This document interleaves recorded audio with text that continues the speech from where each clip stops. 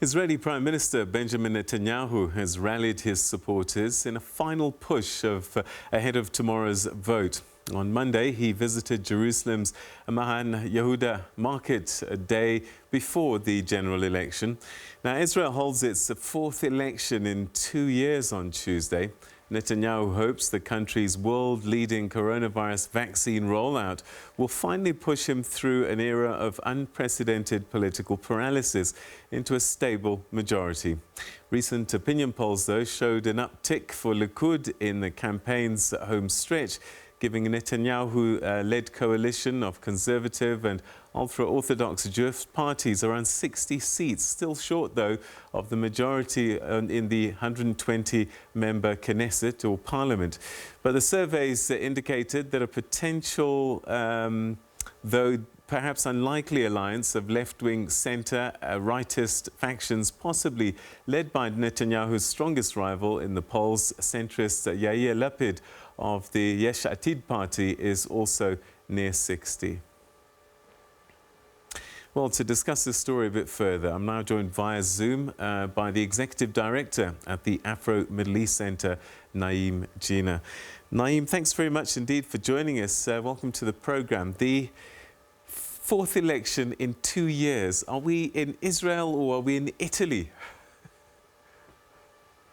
No, this is actually quite typical for Israeli politics. In fact, one might say that in the past 12 years that Netanyahu has been prime minister, has been, in terms of elections, except for the past 2 years, has been more stable than most of the rest of Israeli history from 1948.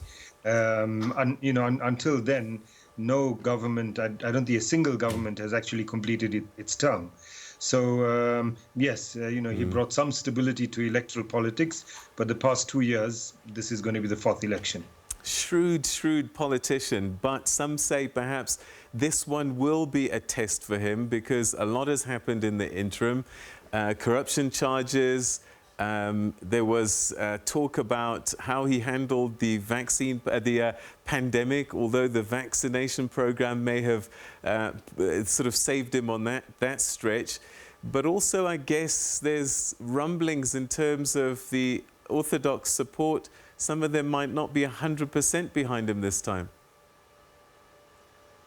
Well, with Israeli politics, one can never be sure who's going to be behind which party.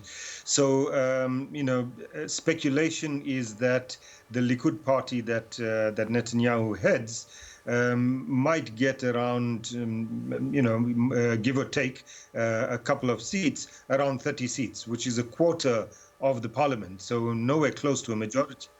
He would then have to struggle to get another 30 seats.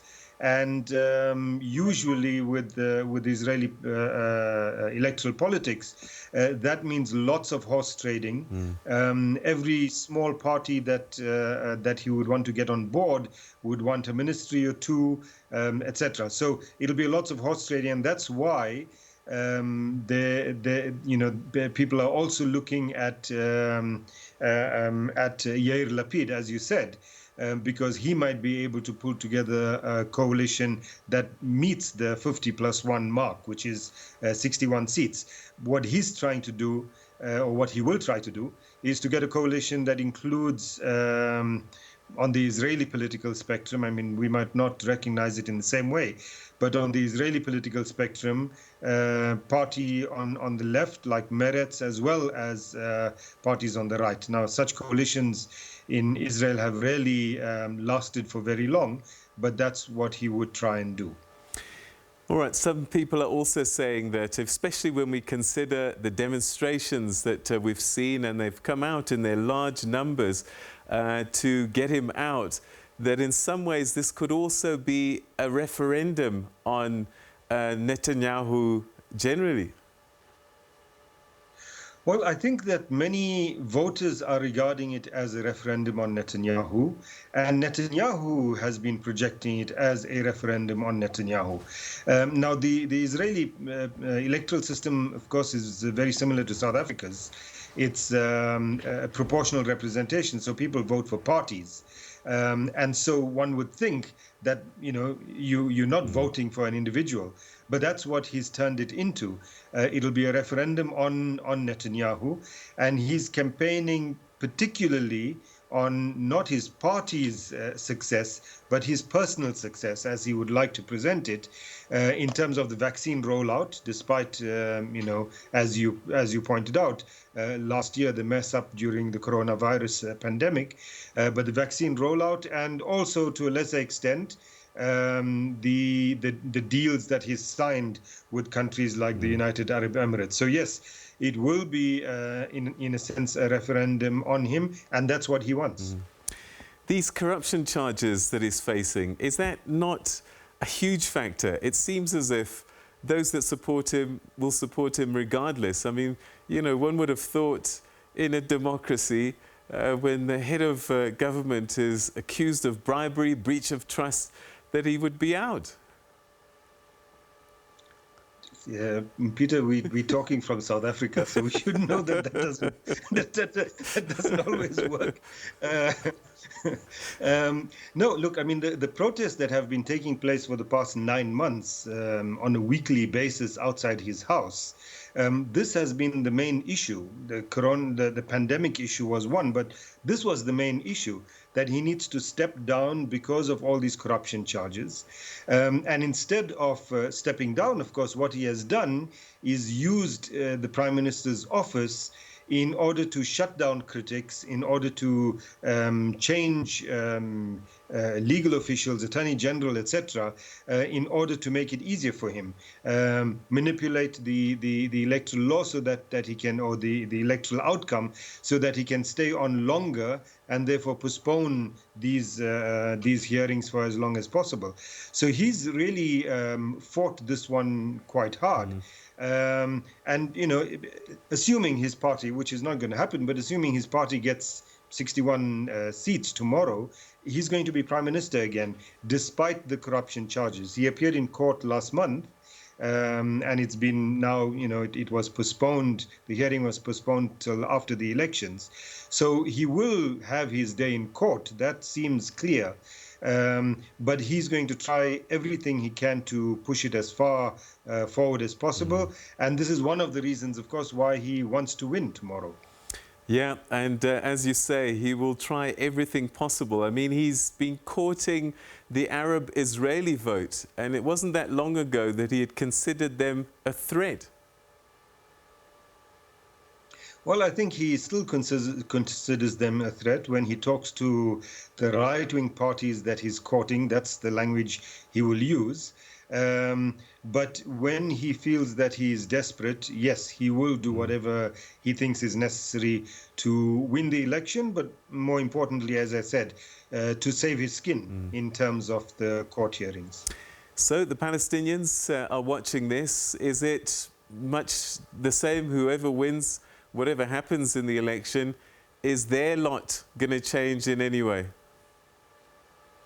Not really, no. I think whether it's a Likud-led coalition or a coalition that's led by Lapid and his party, he calls himself a centrist, but in reality, as far as the Palestinians are concerned, particularly the Palestinians in the occupied territory living under Israeli occupation, all of these parties, or these particular parties at least, have a common idea about what they want. And that is that they want to keep Palestinians in their place. They want to maintain the occupation in a way that will ensure that Israel has the upper hand, and so-called Palestinian state would be a Bantustan. And even within Israel itself, the 20% of the population that is Palestinian, these major parties support, for example, the nation-state law, which basically says to Palestinian citizens of Israel that they shouldn't be there. That Israel is a Jewish state and not a state for Palestinians, and they make up 20% of the population. So I don't think whether the new prime minister is going to be Netanyahu or Lapid, I don't think it's going to make much of a difference to the lot of Palestinians, either in the occupied territories or within Israel, or for that matter, Palestinian refugees. All right. So Benjamin Netanyahu plays this political game very well, longest-serving Prime Minister.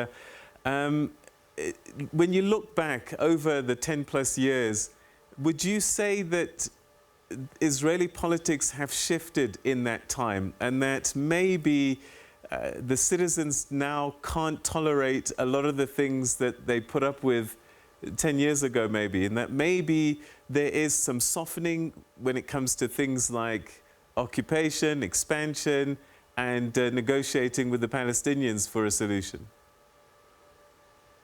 No, in fact, what has happened over the past 12 years of Netanyahu's rule as prime minister is that Israeli politics has moved quite rapidly, not even incrementally, but quite rapidly to the right. More and more, he has given legitimacy to the settlers and settlements. Of course, in terms of international law, all of those settlements in the West Bank are illegal. Given legitimacy to those settlers, their settler organizations, and fed into their rhetoric about what they want, which is essentially many of those settlers want a situation that is a perpetuation of the current, which is that there should be no Palestinian state, that what is currently the occupied Palestinian territory should simply be controlled by Israel in a manner that they have superiority over the Palestinians. And he has given in more and more to that kind of not only rhetoric, but also in terms of his policies. So what we have seen is that, the politics in general and the Israeli population in general has moved further and further to the right in the past 12 years. So the appetite for negotiations with Palestinians is much less than it was 12 years ago. And of course, Netanyahu has ensured that for the past at least half a decade, there have been no negotiations with the Palestinians, and he's not interested in that. He's even stopped the kind of ritual of Israeli prime ministers of publicly mouthing support for a Palestinian state. He doesn't bother doing that anymore, and certainly in the Trump era, the 4 years of Trump's presidency, he found no need to tell this lie. And so, as far as he's concerned, the occupied territory must be controlled by Israel. You can give any kind of fiction that you like about what a Palestinian state is, but basically the Palestinian Authority must be a kind of little municipal authority that controls things like garbage collection, etc. And this is part of that kind of settler agenda that he has been promoting.